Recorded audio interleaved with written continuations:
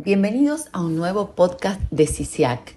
Mi nombre es Silvia Majul, soy médica cardióloga de Argentina y es todo un honor entrevistar a la doctora Pamela Rojo, quien es jefa del Servicio Cardiovascular de la Clínica Dávila de Chile, profesora auxiliar extraordinaria de la Universidad de los Andes, máster en cardio-oncología, fellow de CICIAC y tesorera de CICIAC.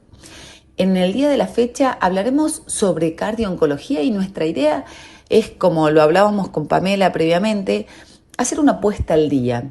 Y para ir avanzando en el tema, me gustaría preguntarte, Pamela, ¿es la cardio-oncología una nueva especialidad? ¿Es una nueva disciplina? ¿Cómo deberían formarse los médicos cardiólogos en cardio-oncología? Muchas gracias, Silvita, por tu linda presentación y, por supuesto, feliz y orgullosa de participar en conjunto en este podcast.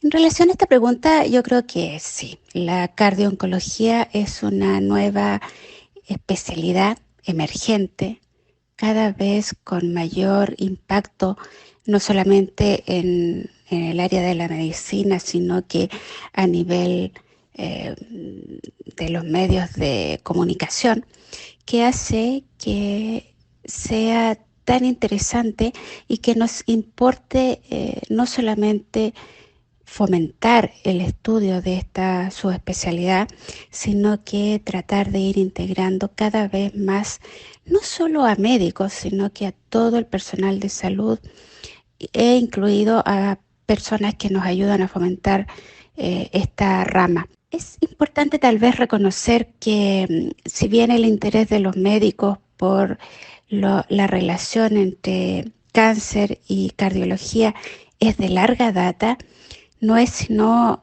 hasta la década del 60 cuando aparecen los primeros papers que relacionan la aparición de efectos adversos de algunas drogas, inicialmente eran todas antraciclina, en relación a la función sistólica del ventrículo izquierdo. Y ese fue probablemente los primeros datos que nosotros podemos reconocer. Se establece o se dice que el término de cardio-oncología lo presentó la doctora Cardinale en la década del 80.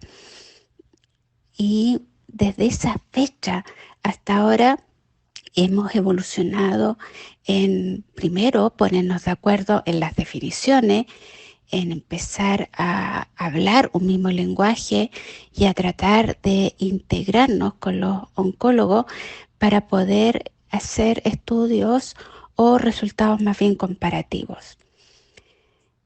Nosotros, los que hemos iniciado en este camino, probablemente lo hemos hecho con técnicas de ensayo y error, pero ahora ya no, ya existen algunas formaciones más adecuadas. Existe un máster de cardio-oncología de la Sociedad Europea y quiero comentarte que dentro de la Sociedad Interamericana de Cardiología de la SIAC, en la cual tú y yo estamos participando, vamos a hacer un diplomado que se va a lanzar a finales de este año, en el cual invito a todos los interesados a participar e integrarse con nosotros, en los cuales vamos a ir compartiendo conocimiento con colegas de Perú, Colombia, Argentina, Chile, Ecuador, México,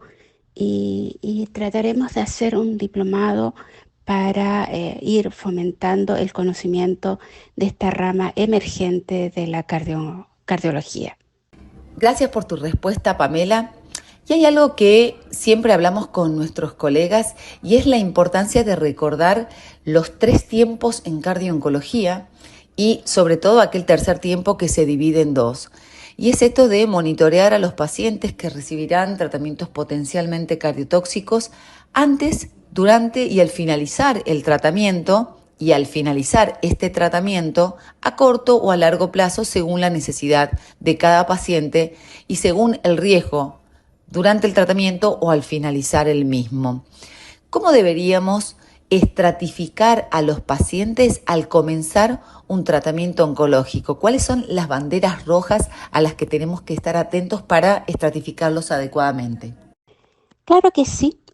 Es clarísimo que el proceso de la cardiotoxicidad es dinámico y por lo tanto debemos estar permanentemente evaluando y estudiando todas las complicaciones o los eventos que puede presentar nuestro paciente. Se divide probablemente, como decías tú, en 3 etapas.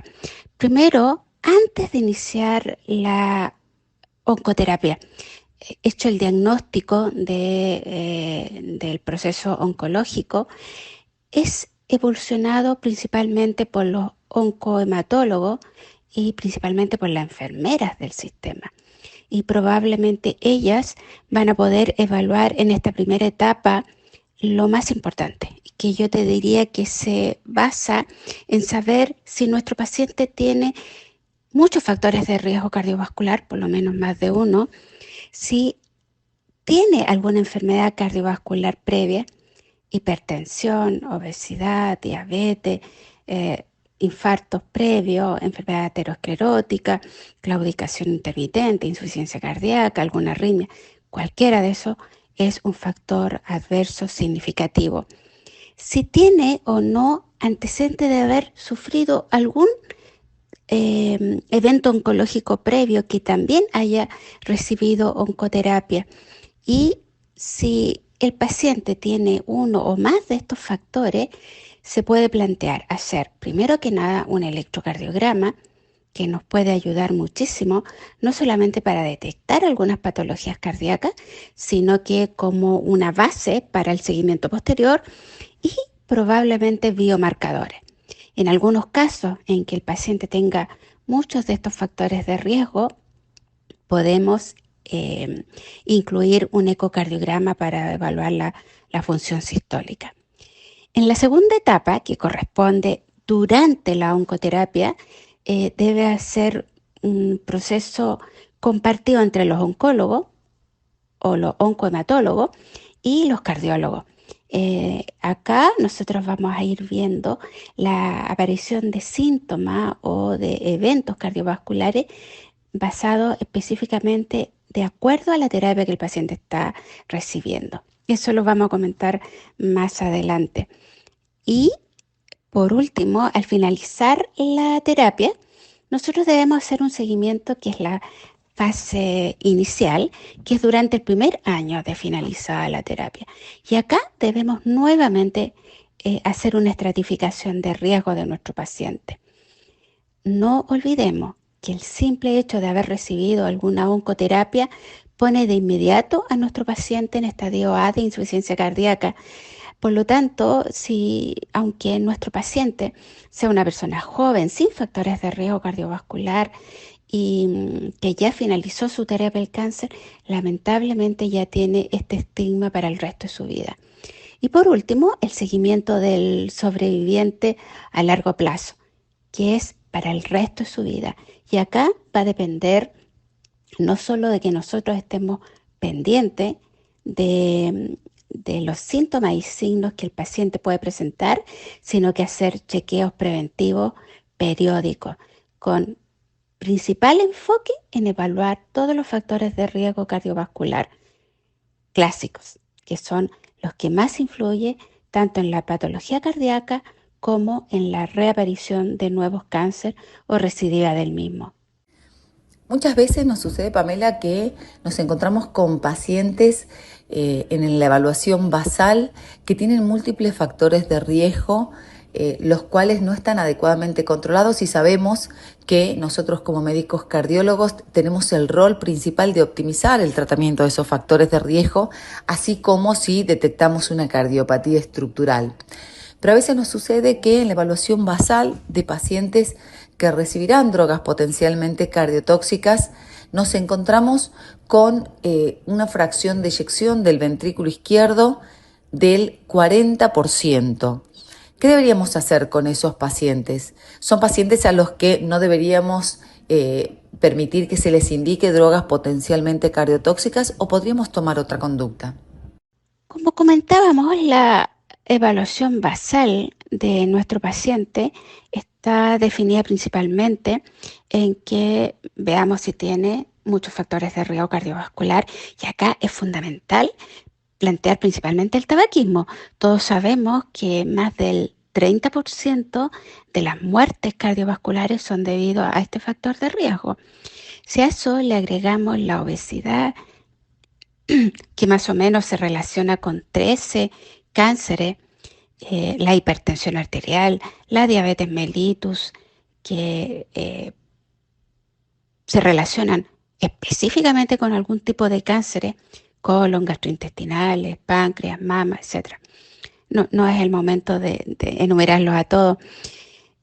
Dentro de esto vamos a agregar si el paciente tiene factores de riesgo, enfermedades cardiovasculares, en las condiciones en que esté el paciente, si ha recibido oncoterapia previa y básicamente un electrocardiograma, a lo mejor biomarcadores y un ecocardiograma. ¿Y qué pasa si tenemos un paciente que ya tenga una fracción de eyección disminuida? Debemos nosotros estar en condiciones de decir, no debe partir una oncoterapia, sabiendo que con eso vamos a sellar el pronóstico de vida. Yo creo que es fundamental que integremos siempre este concepto. No es que digamos, no, ok, no, tenemos herramientas. Primero, podemos conversar con el oncohematólogo si se puede utilizar alguna oncoterapia que tenga menor compromiso cardiovascular, usar alguna terapia que tenga menor riesgo de toxicidad, y es la primera etapa. Segundo, optimizar todos los factores de riesgo cardiovascular como prevención secundaria, obtener niveles de presión arterial mucho más bajos, hemoglobina glicada normal, menor de 7, un peso lo más óptimo, fomentar la actividad física, dejar de fumar y, por supuesto, iniciar terapia. Se dice que la terapia con algunos inhibidores de la enzima convertidora, básicamente el enalapril, y algunos beta bloqueadores como el carvedilol, siguiendo las líneas de la autora Cardinale, aunque hay bastantes otros beta bloqueadores que también han demostrado su efectividad. Le podemos agregar además terapias específicas como estatinas y los antagonistas de la aldosterona. Y por sobre todo en este momento ha entrado en forma muy significativa el uso de los SGLT2, que podrían abrirnos la esperanza de tratar a nuestros pacientes para que sean subsidiarios de recibir una buena oncoterapia. Por lo tanto, nosotros debemos tratar de optimizar las condiciones cardiovasculares de nuestro paciente para no sellar su pronóstico oncológico. Obviamente, el control será mucho más estricto, probablemente con biomarcadores ante cada término del nuevo ciclo y control ecocardiográfico periódico, más evaluaciones clínicas. Y obviamente si hay mayor deterioro, nos veremos obligados a suspender o pedir que se suspenda la oncoterapia. Pero en el momento de hoy no creo que sea lógico decir que un paciente que tenga una FEVI disminuida no sea capaz de recibir una terapia que lo pueda sanar de su proceso oncológico. Pamela, en aquellos pacientes que no tienen muy buena ventana ultrasónica y de repente vienen con ecocardiogramas durante el tratamiento con diferentes valores en la fracción de eyección realizados por diferentes operadores o incluso con diferentes equipos. ¿Qué recomendás hacer con estos pacientes cuando uno, sobre todas las cosas, tiene que tomar una decisión contundente? Si decirle al oncólogo o al hematoncólogo que suspenda un tratamiento, que suspenda una dosis o que baje la dosis de una medicación y uno no está tan seguro de esa fracción de eyección.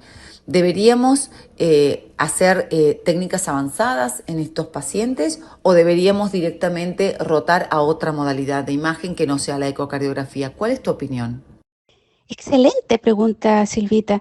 Siempre nos pasa que en cardio-oncología los pacientes no siempre hacen el control ecocardiográfico en el mismo lugar ni con la misma persona. Y uno puede recibir 3, 4, 5 controles, por lo que la sensibilidad o especificidad de cada uno de estos va a ir disminuyendo notoriamente.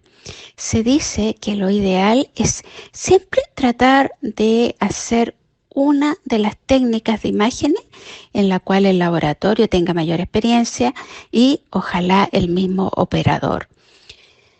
Incluso con las mismas máquinas o el mismo software, para no referirnos específicamente a alguna marca comercial. Si por otro lado esto no es posible, se podría plantear un seguimiento con biomarcadores y que eso también nos puede ayudar a aumentar la especificidad de la definición de cardiotoxicidad. Por otro lado, se dice que para iniciar el estudio de la cardio-oncología, el ecocardiograma bidimensional y idealmente tridimensional es fundamental para un óptimo seguimiento. Pero después, ya sea por la presencia de prótesis mamaria, por malas ventanas secundarias a cirugías, a obesidad o a la misma caquexia, a episodios de enfisema, etcétera, etcétera, hace que más o menos un 30 a 40% de los casos ya la ecocardiografía no sea la mejor medio de continuar el control. Y en estos casos ha surgido con gran fuerza la resonancia cardíaca, que es obviamente nuestro gol estándar. Lamentablemente en nuestra realidad de la América es el costo y el acceso que no es tan sencillo. Así que yo creo que debemos tratar de fomentar que uno siga a los pacientes con biomarcadores. La troponina es una gran herramienta, fácil acceso, el costo puede variar de acuerdo a los centros, pero es bastante accesible. Y por último, dentro de las técnicas, no siempre vamos a poder evaluar la FEBI y el strain en forma adecuada, pero no olvidemos que hay algunas técnicas que nos podrían ayudar y que son bastante más fáciles de conseguir, como es el MAPSE. Si nosotros podemos practicar en nuestro paciente un control con mediciones básicas como un MAPSE, un biomarcador, a lo mejor podemos hacer un seguimiento bastante más acorde a la realidad. En un escenario idílico, por supuesto, el ecocardiograma tridimensional y la resonancia. En nuestra realidad, probablemente un MAPSE, un strain o los biomarcadores nos pueden ayudar. Finalmente, Pamela, en los 3 tiempos de los que estamos hablando, los pacientes oncológicos, ¿qué deberíamos hacer cuando el paciente finaliza un tratamiento, dependiendo si el paciente recibió drogas potencialmente cardiotóxicas o si recibió radioterapia, ya sea en el área cardíaca o en un área vascular específica? ¿Cómo deberíamos vigilar a estos pacientes en su seguimiento? Como ya habíamos comentado, el simple hecho de que el paciente haya recibido algún tipo de oncoterapia hace que permanezca de inmediato en estadio A de insuficiencia cardíaca. Si nosotros podemos reconocer que el paciente recibió, por ejemplo, radioterapia, ya sea por un cáncer infantil o de adolescencia, el seguimiento va a depender de, primero, el control anual de todos los factores de riesgo cardiovascular. Segundo, ver la aparición de enfermedades cardiovasculares que requieran un control más estricto, por ejemplo, una hipertensión arterial, un problema de claudicación de extremidades inferiores, un accidente cerebrovascular, etcétera. Y si el paciente presenta cualquiera de estas enfermedades, debemos hacer un control muy estricto, claramente con niveles de... Y hacer un control, como lo dije, perdón la repetición, hacer un control anual de los factores de riesgo cardiovascular y de imágenes. Dependiendo, si el paciente tiene muchos factores de riesgo cardiovascular, se puede hacer control de imágenes cada 1 o cada 3 años. Y si no tiene factores de riesgo cardiovascular o no tiene enfermedades cardiovasculares, se puede hacer cada 5 años. Y así seguir a nuestro paciente para el resto de su vida. En caso de que el paciente no tenga síntomas, se debería agregar pruebas de isquemia como un angiotac coronario cada 5 años. También es factible hacer otras pruebas de isquemia como un test de esfuerzo, aunque es de menor sensibilidad. Y por supuesto, ecoestrés o coronariografía en caso de que la sospecha o el score de calcio sea muy elevado. Si nosotros tenemos un paciente con antecedentes de radioterapia, resumo, control de los factores de riesgo cardiovascular anual, imágenes cada 3 años si tiene muchos factores de riesgo o cada 5 años y agregar pruebas de evaluación de isquemia, entre ellos la gran importancia del score de calcio, probablemente cada 5 años. Y si este sale alterado con valores mayor de 400, se supone que uno debería hacer o un ecoestrés o inmediatamente la coronariografía. Y si tiene valores entre 100 y 400, se recomienda iniciar o optimizar terapias con estatina y controlar la aparición de síntomas. Querida Pamela, queremos agradecerte profundamente tu participación y también tu generosidad, porque todo lo que sabes de cardiooncología lo compartes siempre, no solo a través de este podcast, sino también a través de tus participaciones en todos los eventos científicos, en las publicaciones, en artículos y en diferentes libros. Y nos gustaría que cierres este podcast dándonos tus consejos sobre cómo deberíamos actualizarnos permanentemente en cardiooncología para no perder el rumbo sobre lo que debemos hacer con un paciente que ha tenido un diagnóstico de cáncer. Muchísimas gracias. Qué bonita pregunta, Silvita. Si bien los cardiólogos estamos permanentemente estudiando, creo que en esta subespecialidad tan emergente en el cual a medida que nosotros nos vamos aprendiendo el efecto de las drogas que estamos reconociendo como cardiotóxicas, los oncohematólogos probablemente estén inventando 10 nuevas drogas. Debemos reconocer, por ejemplo, la aparición de lo que se podría reconocer como la inmunooncología, que ha llegado a abrir una luz de esperanza fundamental en numerosos cánceres que antes se consideraban irrecuperables o fuera del alcance terapéutico y que ahora permiten mejorar no solo la sobrevida, sino que la calidad de vida. Así que yo creo que en esta rama es fundamental el estudio permanente. Probablemente hacer como lo que estamos intentando ahora, fomentar el conocimiento a través de podcast, a través de webinar, a través de lecturas recomendadas y también con formación un poquito más sistematizada como diplomados o máster. Creo que la Sociedad Interamericana y en especial la CICIAC se ha esforzado notoriamente en que nos podamos integrar. El conocimiento que tú tienes probablemente me va a ayudar muchísimo si me lo puedes enseñar o compartir mucho más que ir reconociendo nuestros propios errores. Y creo que en este sentido, el compartir los conocimientos en todos nuestros grupos de trabajo, ya sean nacionales como internacionales, es una de las formas más entretenidas de ir aprendiendo la cardio-oncología. Puede que no sea la óptima, pero el compartir conocimiento es fundamental en esta área.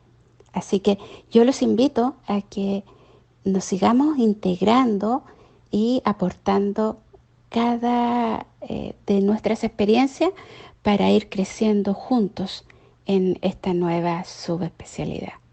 Nuevamente queremos agradecerle a la doctora Pamela Rojo por su participación y los invitamos a todos a participar de las múltiples actividades que realiza CISIAC. Por último, Silvita, quiero darte las gracias, como siempre, tan amorosa y cariñosa, pero ¿cómo puedes decirme tú que yo comparta conocimientos cuando tú has sido uno de los pilares y motores, no solamente en tu país, sino que en América? Pero la idea es que no solo sean elogios entre nosotros, sino que este entusiasmo que queremos fomentar pueda entusiasmar a muchos colegas y personales del área de la salud para que se vayan integrando a nuestros grupos y participen activamente con alegría, con gran interés y con gran sentido de compañerismo en fomentar el conocimiento de la cardio-oncología. Un abrazo gigante, muchas gracias por la invitación y nada, ayudémonos y sigamos creciendo.